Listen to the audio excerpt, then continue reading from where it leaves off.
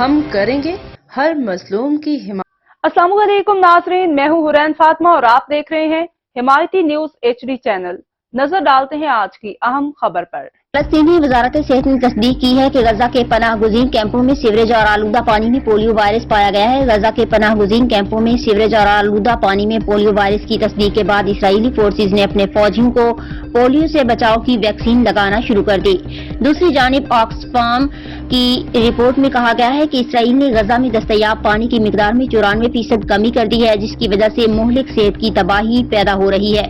اس کے علاوہ red cross نے ایک بیان میں کہا ہے کہ جنوبی غزہ کے اسپتال بریکنگ پوائنٹ پر ہیں، جبکہ انروا کے مطابق غزہ میں انروا کے 26 مراکز صحت میں سے صرف 10 کام کر رہے ہیں۔